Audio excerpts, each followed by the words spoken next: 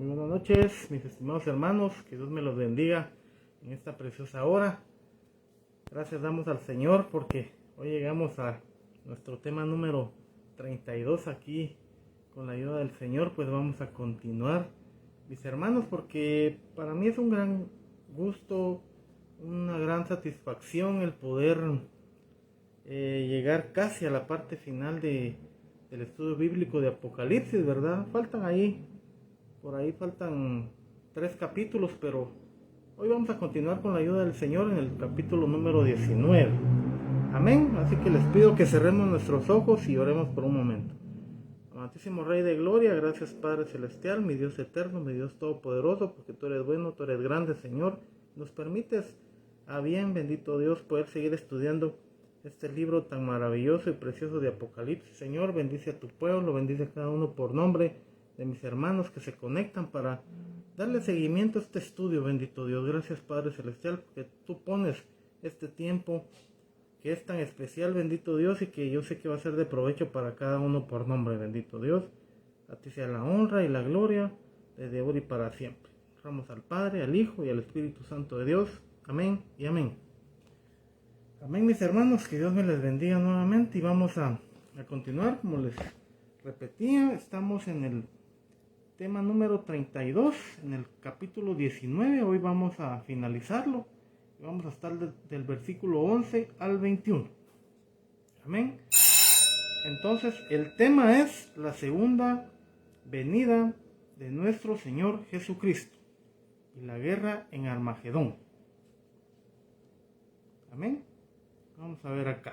Dice, yo quiero darles una breve introducción acá que dice que hay alabanza en el cielo. Si ustedes se recordarán en el capítulo, en los versículos del 1 al 10, pues había alabanza en el cielo, en celebración de las bodas del Cordero, ¿no? También esa unión matrimonial entre la iglesia y nuestro Señor Jesucristo. Ahora pues se llaman bodas porque ahí participamos todos, y qué precioso y maravilloso va a ser ese día en el cual nuestro Señor Jesucristo venga.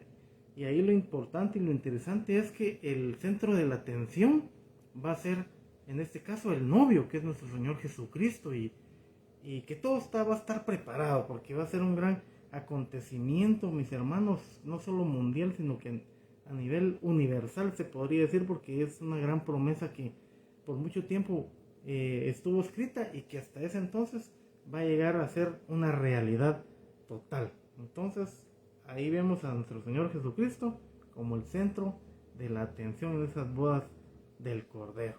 Entonces aquí, al leer estos versículos del 11 al 21, mis hermanos, pues es la culminación de la ira de Dios, ¿verdad? Y que viene nuestro Señor Jesucristo para derribar todos los ejércitos de las naciones del mundo que se le unieron al anticristo, y que en ese momento determinado pues van a estar unificados, ¿verdad? Y ya vemos que va a haber un gran ejército ahí que va a estar en oposición y que siempre se opuso a todo lo de Cristo. Entonces, aquí ya es un capítulo trascendental, mis hermanos, porque ya llegamos a esa etapa en la cual, pero ¿cuándo Cristo viene? Pues aquí ya estamos en el capítulo clave, mis hermanos, en los versículos clave donde viene nuestro Señor Jesucristo.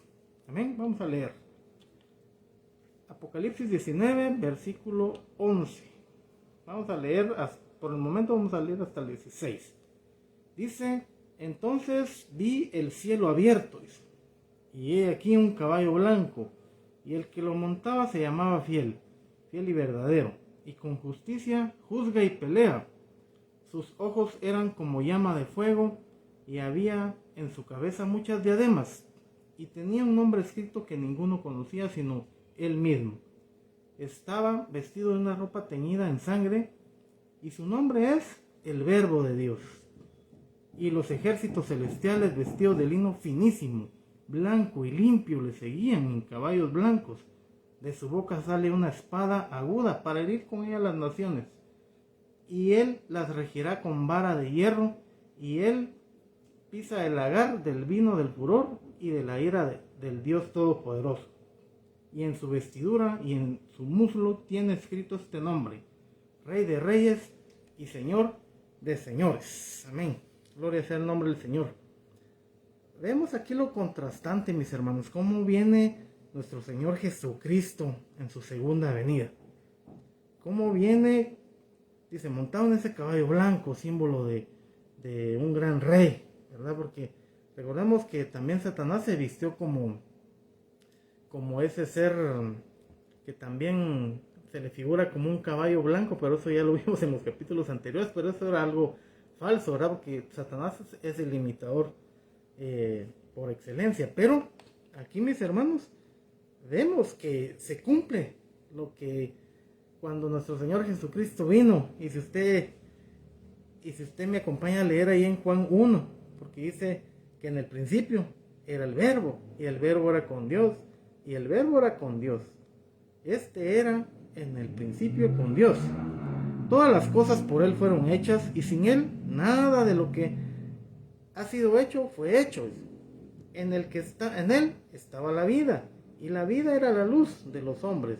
La luz en las tinieblas resplandece, y las tinieblas no prevalecieron contra ellas. Y más adelante indica, ¿verdad?, que a los suyos vino y los suyos no la recibieron, y que los hombres prefirieron más la luz que las tinieblas que la luz. Y qué triste, ¿verdad?, ver ese contraste. Y a eso llevó la humanidad en ese entonces, al pueblo judío, a llevar a la cruz a Cristo. Recordemos que cómo muere nuestro Señor Jesucristo, porque ciertamente en la cruz estamparon una plaqueta donde decía INRI, que significaba he aquí el rey de los judíos. No sé si usted había visto esa plaqueta que le habían puesto en el lenguaje romano, ¿verdad? INRI, INRI. Pero que eso significaba, ¿verdad? El rey de los judíos. Ciertamente cuando el Señor vino a este mundo, hubo una gran persecución también, porque se pensaba que, como decían que venía el rey, venía el Mesías, se pensaba que Cristo iba a venir a derribar a todos los imperios habidos y por haber, incluyendo el imperio romano, que era el que gobernaba en ese entonces cuando Cristo viene al mundo. Entonces ya sabemos esa historia de cuando mandaron a matar a los niños, ¿verdad?, en la época de Herodes, y que fue triste, pero que significaba también el temor en los reyes que gobernaban ahí, que tenía bajo su control el imperio romano, y que muchos pensaron que al venir Cristo, pues Él iba a traer con filo de espada, con armas, iba a derribar todo, pero no se trataba de eso. Iba a ser un reinado en el cual iba a ser preparado, mis hermanos, porque ¿qué venía el Señor a preparar? Nuestro corazón a través de su palabra. Venía a mostrar el camino, la verdad y la vida, que era Él, ¿verdad? Venía a predicar un evangelio de amor, de arrepentimiento, y más que todo de gracia, porque nadie podía pagar el pecado del mundo más que Él. Amén. Entonces vemos ahora lo contrastante, porque bueno, para nosotros como creyentes, ¿verdad? Claro esto. Qué imagen tan, bueno, no sé si usted ha visto la imagen de un Cristo crucificado, pero yo me ponía a pensar, bueno, el Señor murió entre dos ladrones. Ahí en su plaqueta decía que murió como un rey de los judíos, pero ahora sí viene en manifestación gloriosa, como dice su palabra. Aquí viene como lo que de veras es, como rey de reyes y señor de señores, porque Él se humilló hasta lo sumo. Él se humilló hasta lo sumo, siendo en forma del gran rey, vino en forma de siervo y murió por usted y por mí. Y que ahora, aquí, en esta palabra en Apocalipsis nos muestra que Él era el verdadero rey, ¿verdad? Entonces, que en ese entonces fue condenado a muerte por los pecados del mundo, pero que nadie le iba a quitar el título de rey. Entonces, aquí lo glorioso y maravilloso es ver cómo nuestro Señor aparece, porque dice que juzgáis. El que lo montaba se llamaba fiel y verdadero, ¿quién es? Jesucristo. Y con justicia juzga y peleáis. Sus ojos eran como llama de fuego, prácticamente demostrando la ira de Dios, ¿verdad? La ira de Dios que viene y vendrá algún día al mundo, porque ya no viene el Señor como cordero, como manso y humilde. Él viene con juicio a emitir la justicia que muchos por mucho tiempo han esperado, pero que ahora todo esto va a ser consumado. Entonces aquí dice que Él es el Verbo, ¿verdad? Dice que los ejércitos celestiales, vestidos de lino fino, blanco y limpio, le seguían en caballos blancos. Vean cómo va a ser ese momento tan glorioso, tan maravilloso, en el cual nuestro Señor Jesucristo se presenta en las nubes, se presenta llegando desde el universo, en un momento que nadie se lo va a esperar, pero que marca en la historia, mis hermanos, esa preparación que en ese momento va a tener que estar los que estén vivos, ¿verdad? Porque la promesa de Dios ahí está. Lamentablemente para el incrédulo, para el que solo se aferró a este mundo, como vamos a ver ahí en las citas finales, los que se aferraron a este mundo pensaron que solo el humanismo podía gobernar y con eso bastaba, van a caer sucumbidos literalmente delante de la presencia de nuestro Señor Jesucristo en esa venida. Yo quiero ver acá que dicen que Él viene de una vestidura, dice que tiene escrito el nombre de Rey de Reyes, y dice que en su cabeza había muchas diademas. Miren, mis hermanos, las diademas pues simbolizan ahí lo que es la autoridad total que nuestro Dios eterno y todopoderoso le ha dado a nuestro Señor Jesucristo. Es el total gobierno, no solo terrestre, sino que también celestial, y que eso representa, ¿verdad? Esa autoridad, ¿verdad? Porque es un emblema de realeza. En el Antiguo Testamento así se le veía, aunque regularmente lo que caracterizaba a un rey terrenal, ¿verdad? Un rey terrenal cualquiera era que se le imponía una corona, ya sea con piquitos o una rueda así, que simbolizaba, y obviamente con símbolos de oro y todo eso, pero que simbolizaba que una monarquía, simbolizaba un reinado total sobre una nación X específica. Entonces aquí dice que el Señor viene con muchas diademas. ¿Por qué? Porque Él es el Dios todopoderoso, el creador de todo, no solo de la tierra, sino que también del universo entero. Entonces aquí esa diadema no solo es un emblema de poder absoluto, ¿verdad? Y se distingue de lo que es una corona, porque la corona puede ser solo alrededor, como esas coronas que le colocan ahí a algunos atletas, o por ejemplo algunas reinas de belleza que coronan en el mundo, que solo van colocadas, pero la diadema tiene otras características especiales que ya viene siendo como una especie también de cobertura también de la parte de arriba. Entonces, como les digo, es símbolo de poder absoluto, ¿verdad? Como ya vimos en el capítulo 16, también ahí ahí también se habla de diademas, pero eso ya es el poder que tiene el anticristo sobre la tierra, delegado de Satanás, y que ese poder, pues como vimos, es temporal, y que también ahí se le simboliza con las diademas por tener el control, pero terrenal, ¿verdad? Sin embargo, el poder aquí de estas diademas de nuestro Señor Jesucristo es total, no solo incluye la tierra, sino que también toda la creación. Entonces aquí vamos a seguir leyendo, mis hermanos. Entonces aquí viene nuestro Señor Jesucristo en victoria. Entonces ya vimos que en el capítulo 6 específicamente, el anticristo también venía montado en un caballo blanco. Vemos cómo es la imitación de lo que viene a ser la parte diabólica a como lo que Cristo se presenta ante nosotros. Entonces, él venía, el anticristo, si usted se recuerda cuando estudiamos el capítulo 6, ahí venía también alguien montado en un caballo blanco. Pero ¿qué simbolizaba eso en ese momento?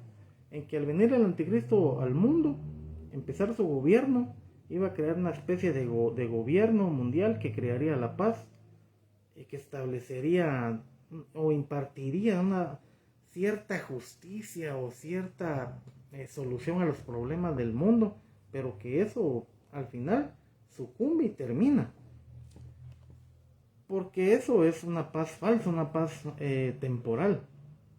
Entonces Aquí vemos a nuestro Señor Jesucristo también, como vemos aquí, que viene montado sobre ese caballo, ¿verdad? Que aquí lo refleja así, pero si usted se recuerda cuando fue la entrada triunfal a Jerusalén y nuestro Señor Jesucristo llegó, ¿cómo llegó nuestro Señor Jesucristo? Montado en un asno llegó, ¿verdad? Montó un humilde asno, se podría decir, pero que aquí, mis hermanos, también simbolizaba, él también les habló más adelante cuando él llegó a la entrada triunfal, porque muchos le dijeron en ese momento, bendito el que viene en el nombre del Señor, y todos ponían hasta enramadas y para que pasara el Señor ahí montado en el burrito. Pero después también se le llenan de lágrimas al Señor y dice, oh Jerusalén, Jerusalén, que matas a los profetas y que no aceptaste nunca mi palabra. Entonces ahora ya no viene con esos ojos de lágrima o de lamento, sino que viene con ojos de fuego a juzgar a los que han hecho mal en este mundo. Amén. Recordemos que usted y yo no tenemos parte en esta condenación, mis hermanos. Yo hago esa aclaración porque no vamos a estar en esa ira del Señor. Bendito sea su nombre. Tal vez vamos a ser partícipes y los que estén vivos en esa oportunidad pues van a ser arrebatados. Pero lo que yo les digo, que Él viene a juzgar a todos aquellos que aceptaron la marca de la bestia, a todos aquellos que se rindieron a los pies del anticristo, se rindieron al sistema mundial económico que va a regir, se rindieron ante todo eso y que solo confiaban en sus propias fuerzas sin tomar en cuenta a Dios para nada, definitivamente.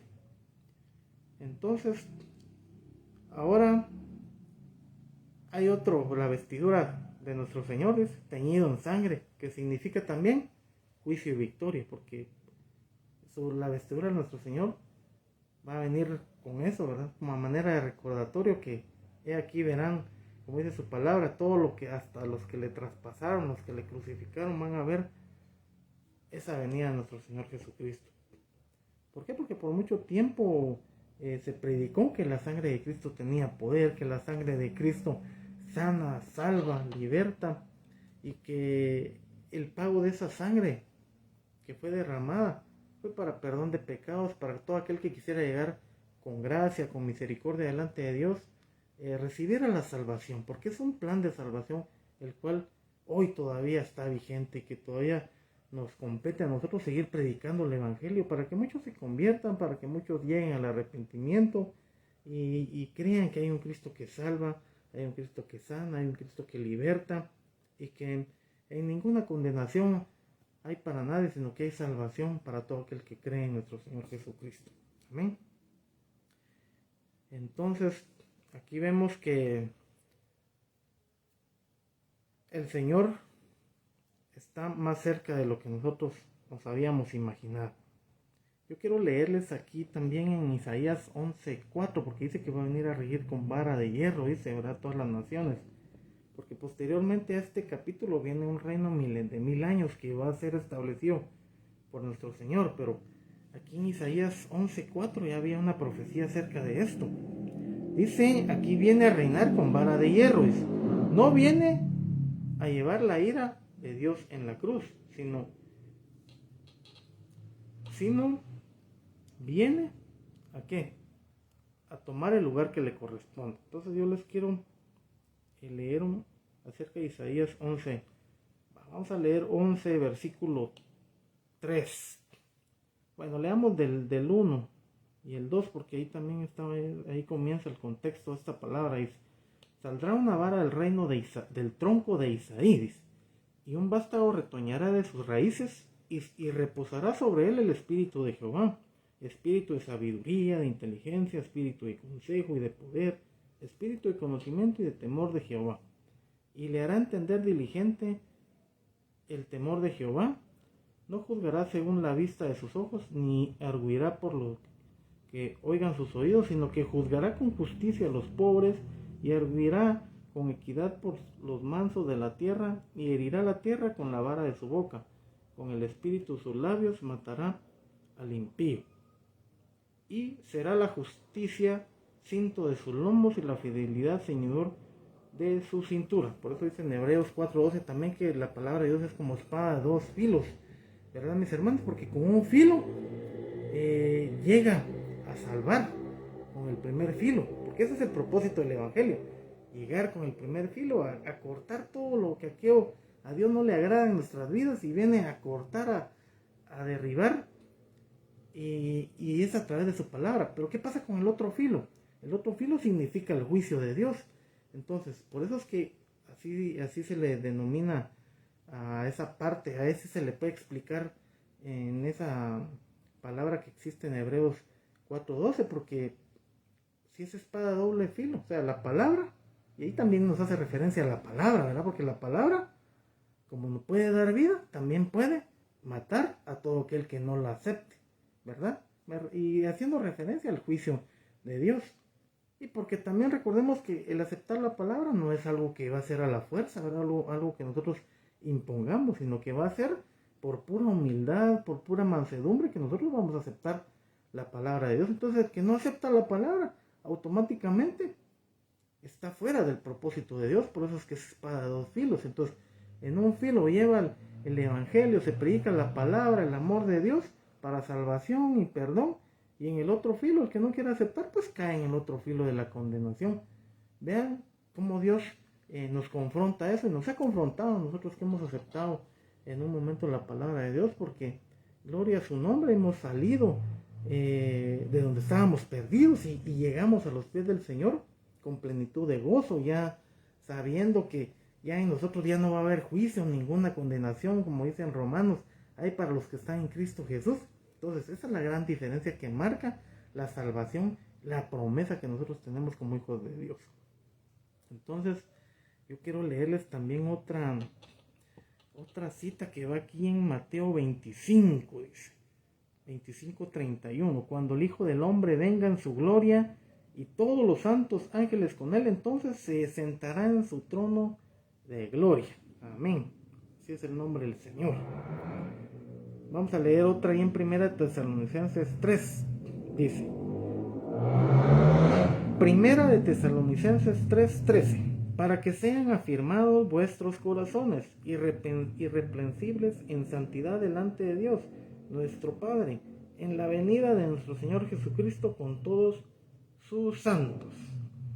Amén. Pero en el versículo 11 dice algo muy interesante y poderoso y precioso para nosotros. Dice, mas el mismo Dios y Padre nuestro y nuestro Señor Jesucristo dirija nuestro camino a vosotros, y el Señor os haga crecer y abundar en amor unos para con otros y para con todos, como también lo hacemos nosotros para vosotros.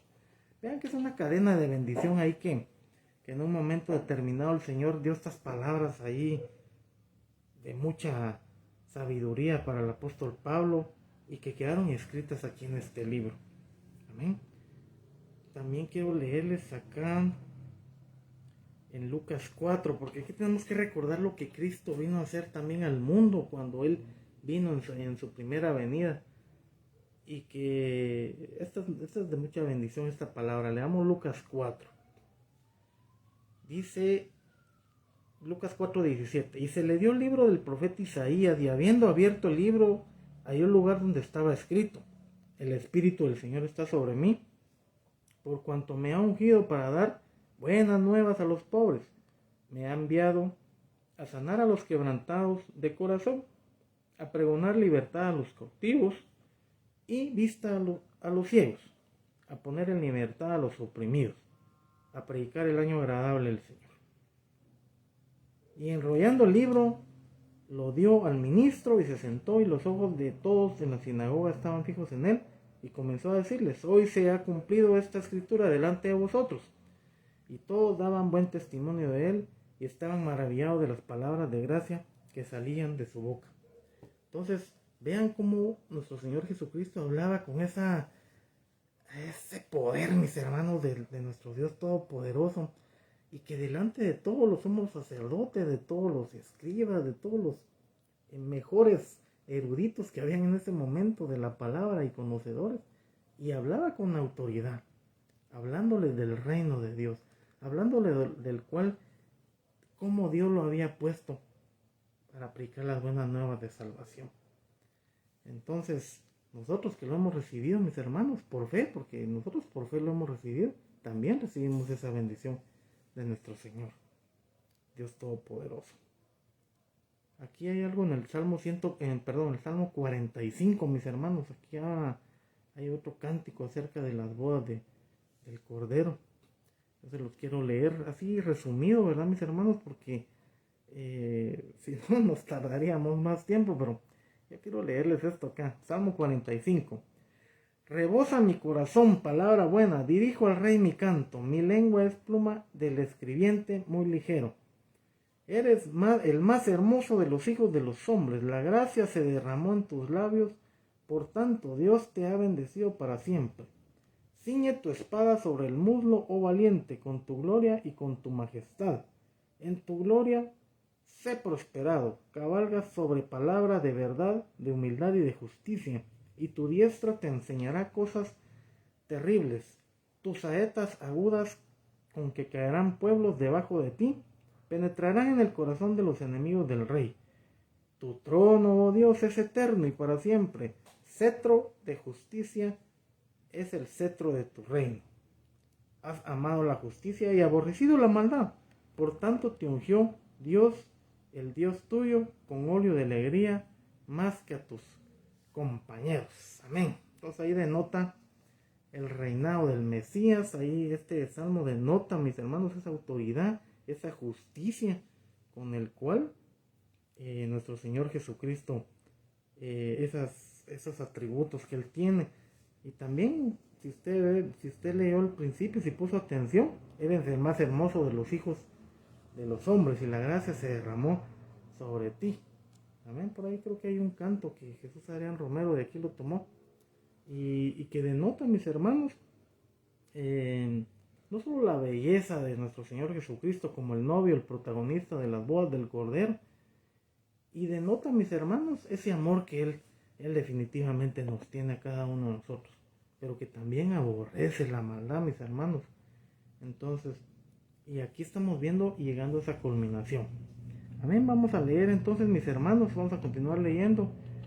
Con esto vamos a terminar de leer el capítulo 19, pues vamos a leer del 17 al 21 y ahí voy a dar otras citas que van relacionadas con este tema o acontecimiento. Entonces, Apocalipsis 19, 17 al 21. Dice: y vi a un ángel que estaba en pie en el sol y clamó a gran voz, diciendo a todas las aves que vuelan en medio del cielo: venid y congregaos a la gran cena de Dios, para que comáis carnes de reyes y de capitanes y carnes de fuertes, carnes de caballos y de sus jinetes y carnes de todos, libres y esclavos, pequeños y grandes. Y vi a la bestia y a los reyes de la tierra y a sus ejércitos reunidos para guerrear contra el que montaba el caballo y contra su ejército. Y la bestia fue apresada y con ella el falso profeta que había hecho delante de ella las señales con las cuales había engañado a los que recibieron la marca de la bestia y habían adorado su imagen. Estos dos fueron lanzados vivos dentro de un lago de fuego que arde con azufre, y los demás fueron muertos con la espada que salía de la boca del que montaba el caballo, y todas las aves se saciaron de las carnes de ellos. Vemos que desde el versículo 17 pues nos menciona algo glorioso. Había un ángel en pie, estaba en pie en el sol, y clamó a gran voz diciendo a todas las aves que vuelan en medio del cielo: venid y congregaos a la cena de Dios. Eso es glorioso, porque también ahí sigue recordando las bodas del Cordero.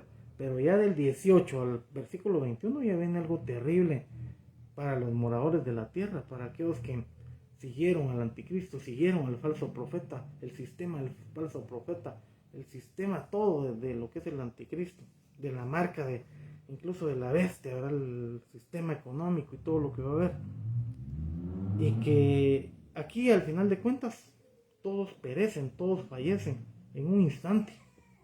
En un instante, vean cómo el poder de Dios, sin tanto esfuerzo, porque se van a reunir, y ellos se van a reunir específicamente. A esto se le va a llamar la guerra del Armagedón, o la guerra en Armagedón, o Valle del Megido. Eso se encuentra al norte de Israel, ahí por Palestina. Ahí cerca de Damasco se encuentra ese monte del Megido o valle de Armagedón, porque ahí ese lugar es una gran llanura extensa que incluso en la antigüedad, ese lugar fue destinado para ciertas batallas que se libraron. Incluso también aquí les voy a hacer yo un breve recuento de lo que ahí se vio en ese monte del Megido. Como les digo, dice que su ubicación geográfica pues se encuentra al norte de Israel. ¿Verdad? Entonces, Armagedón, que significa en hebreo Armagedón, que significa Armagedón o el mismo monte del Megido, para ser más específico. Entonces dice, ahí va a ser la batalla final donde se van a reunir todas las naciones poderosas, que van a ser 10 naciones poderosas que se van al final, pues van a hacer esa reunión y convocación para esa guerra que van a querer hacer contra Dios, porque recordemos que para Dios, sinceramente, cualquier ser humano del mundo, por muy grande ejército que vaya a tener en este momento, prácticamente no es nada para él. No es nada para él. Entonces, aquí les voy a mencionar aquí algo breve de lo que les había mencionado. ¿Qué batallas se libraron ahí? Ahí vamos a enfocarnos, vamos a ir a lo que es el valle de Jezreel y la planicie de Israelón, al pie del monte del Megido. Dice, muchos escenarios e incidentes decisivos en la historia de Israel, ¿verdad? Dice que la victoria sobre Sísara, cantada por Débora y Baraca, ya en el libro de los jueces 5, 19, 20, ahí lo puede leer si usted tiene tiempo. No se lo voy a leer por cuestiones de tiempo. Entonces, ahí se libró en ese mismo monte, ahí para hacer la referencia. Dice que también la derrota, ahí fue también donde Gedeón derrotó a los madianitas, según Jueces 6:33. Ahí está también esa victoria de Gedeón. También la muerte de Saúl a mano de los filisteos también se libró ahí, según 1 Samuel 31. También ahí dice que la muerte de Josías en la batalla contra el faraón, según 2 de Reyes 23, 29 al 30. La muerte de Ocosías cuando huía, también ahí en 2 de Reyes 9, 27. Entonces ahí era una ruta, mis hermanos, que libró muchas batallas en la antigüedad, y que ahí también va a ser librada esta última batalla del Armagedón, donde se va prácticamente se van a reunir esos ejércitos para querer disque atacar a nuestro Señor Jesucristo en las nubes, pero eso va a ser imposible, mis hermanos, porque Él es el Rey de Reyes y Señor de Señores. Entonces, ahí pareciera que es un apropiado conflicto para poder hacer una reunión de batalla. Incluso también ahí era una carretera también un lugar también de un espacio de comercio también usado en la antigüedad, donde ahí se llevaba, esa ruta marchaba a muchas tropas para poder, por ejemplo, llegar desde la parte de Palestina, cubrir los territorios árabes, incluso para poder llegar también a lo que era Egipto. Por eso digo, era una conexión, ¿verdad? Porque ya Egipto ya es parte del continente africano, ¿verdad? Entonces, como que se unía el oriente con la parte del central de Arabia, ¿verdad? Aunque Arabia es el oriente también, pero también unía las naciones cercanas, ¿verdad?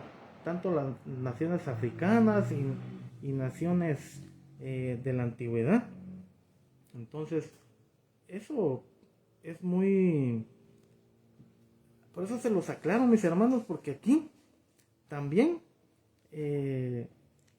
dice que ese reino, de esas naciones que se van a querer hacerle guerra a nuestro Señor Jesucristo, van a ser, por eso dice que ya lo vimos en el capítulo 16, en los capítulos que anteceden, pero ahí van a ser reyes que van a estar fusionados, ¿verdad?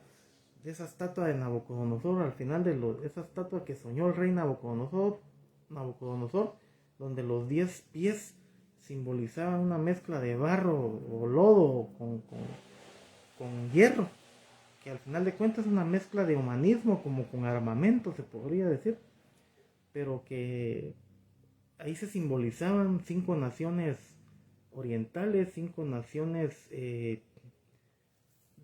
parte de los árabes también, y que las 5, por ejemplo, 5 naciones que se derivarían de Europa, por ejemplo, y 5 naciones del Oriente y del Medio Oriente, para formar las 10 naciones poderosas que iba a haber en ese tiempo.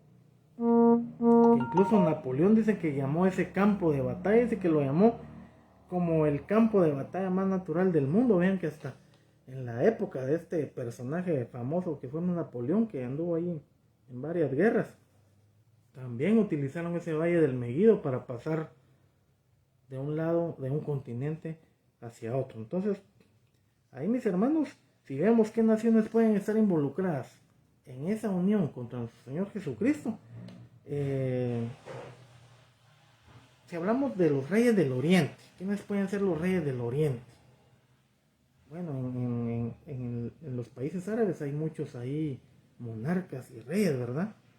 Entonces, muy probablemente que sea de una confederación de unión de países del Medio Oriente o del Oriente también, si usted quiere verlo, porque las naciones que sobresalen hasta hoy, pues en el presente, estoy hablando del presente, estamos hablando de China, estamos hablando también de los países coreanos, pero mis hermanos, debemos de tomar en cuenta qué poderío se puede llegar a tener tanto mundial, económico, igual los rusos, ¿verdad? Que serían parte de la formación de la Confederación Europea, que formaría esas 10 naciones que van a estar al frente, gobernadas por el anticristo. Incluso Egipto también se habla de entre esas naciones que posiblemente pueda estar dentro de esa confederación. Y podríamos dar otros nombres, mis hermanos, también los países del norte de África, ¿verdad? Como Libia, que también en un momento tuvo armamento nuclear. Libia también en las naciones más que todo las naciones del norte de África, mis hermanos, porque ahí existe mucho pueblo árabe también, que ya fue conquistado por los árabes, los musulmanes, y que también la nación de Etiopía, ¿verdad? Porque esas están al norte de África. Argelia también es otra nación del norte de África que también influye mucho el musulmán ahí. Pero por eso les digo, mis hermanos, ahí dentro de ese centro de naciones que pueda surgir de Europa, del Medio Oriente y del Oriente, ahí va a estar conformada esta mezcla de barro y de hierro, ¿verdad? Entonces, el barro decían que eran los países árabes y el hierro las naciones europeas. Entonces, ahí quedará como para ver y en el futuro, mis hermanos, que se llegue a dar, cuando se llegue a dar esa unión de esas naciones que va a liderar el anticristo, ¿verdad? Entonces, pareciera que para nosotros estamos, no adivinando, porque tampoco se trata de él, pero estamos visualizando cuál podría ser ese tipo o esa clase de naciones que pudieran estar unidas en un momento determinado, ¿verdad? Entonces, hay muchos nombres que sí vienen bíblicos desde la creación desde Génesis, vienen muchas naciones que tienen cierta profecía en el final de los tiempos. Por eso les digo yo que en ese entorno de esas naciones, ahí va a haber una conformación y grupo de un bloque poderoso que va a haber y que va a estar al servicio del anticristo en un futuro. Amén. Entonces, yo les quiero leer aquí en Isaías. En Isaías 63, veamos aquí una cita. Dice, versículo 5 dice: miré y no había quien ayudara, y me maravillé que no hubiera quien sustentase, y me salvó mi brazo, y me sostuvo mi ira. Y con mi ira hollé los pueblos, y los embriagué en mi furor, y derramé en tierra su sangre. Ahí ya estamos hablando de cómo el Señor va a ir derrotando la ira de todos ellos, la justicia, porque al final de cuentas es una justicia que el Señor viene a hacer. Leamos Zacarías 14:1, dice: He aquí el día de Jehová viene, en medio de ti serán repartidos tus despojos. Vamos al versículo 6. Y acontecerá que en ese día no habrá luz clara ni oscura. Será un día el cual es conocido de Jehová, que no será ni de día ni de noche. Pero sucederá que al caer la tarde habrá luz. Dice el versículo 3. Después saldrá Jehová y peleará con aquellas naciones como peleó en el día de la batalla. Y se afirmarán sus pies en aquel día sobre el monte de los olivos, el que está enfrente de Jerusalén al oriente, y el monte de los olivos se partirá por en medio hacia el oriente y hacia el occidente, haciendo un valle muy grande, y la mitad del monte se apartará hacia el norte y la otra mitad hacia el sur. Y huiréis al valle del montes, porque el valle de los montes llegará hasta Azal. Bueno, ahí sigue leyendo, pero lo que aquí me llama la atención también, mis hermanos, es que cómo el Señor, sin necesidad de enfrentarse a ellos con su poder, porque yo sé, mis hermanos, que el Señor viene con todo el ejército celestial, pero el Señor, con solo que envía un ángel a que haga un terremoto ahora en la tierra, ahí termina todo. Veamos cómo el poder de Dios, definitivamente para Él no hay nadie que le pueda hacer batalla, mis hermanos. Para Él no hay nadie que lo pueda vencer, y por eso que estos ejércitos que se van a unir con su armamento más pesado, poderoso, hasta si usted quiere verlo también bombas nucleares, no van a poder hacer nada contra nuestro Dios todopoderoso, porque Él los va a exterminar en un momento, como lo leímos ahí. Si quiere lo leemos así rapidito, porque dice versículo 19: y vi a la bestia, a los reyes de la tierra y a sus ejércitos reunidos para guerrear contra el que lo montaba el caballo, o sea, nuestro Señor Jesucristo, y contra su ejército. Entonces, aquí ya vemos también que nos está diciendo que tanto el falso profeta como el anticristo van a ser los que van a inaugurar el lago de fuego. Porque dice el versículo 20: y la bestia fue apresada con ella y el falso profeta que había hecho delante de ella las señales con las cuales había engañado a los que recibieron la marca de la bestia y había adorado su imagen. Estos dos fueron lanzados vivos dentro de un lago de fuego que arde con azufre. Entonces ellos lo van a inaugurar. Posteriormente ya vamos a ver que cuando ya el Señor despierte y pase a la segunda muerte, los que tampoco creyeron en Cristo también van a ir a parar al lago de fuego. Ahí lo vamos a ver en los capítulos finales. Entonces, mis hermanos, dice: y los demás fueron muertos con espada que salía de la boca del que montaba el caballo, y todas las aves se saciaron de las carnes de ellos. Imagínense si ya el ángel dice que había reunido, aquí el versículo 18 dice que ya había reunido hasta las aves, pues imagino que Dios va a utilizar también un ángel para que reúna todas las aves de rapiña y se coman todos los cuerpos, ¿no? Por eso les digo que escena tan terrible, que tal vez solo se podría ver una película de esas así ya de última generación, donde hay muchos efectos especiales y ya estamos aquí hablando de una guerra, mis hermanos, que no va a tener precedentes y que no va a tardar mucho, como les digo, porque el Señor con un tronido de dedos hará que sucumba todo esto, pero y termine de una vez. Por eso se le llama la guerra de Armagedón ahí, pero que al final de cuentas va a ser por gusto esa reunión de las naciones que van a estar en contra de Dios, porque Dios los va a vencer.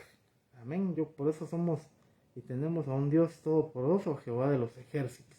Yo les quiero también leer en Joel 2, porque aquí también hay, en Joel 2 y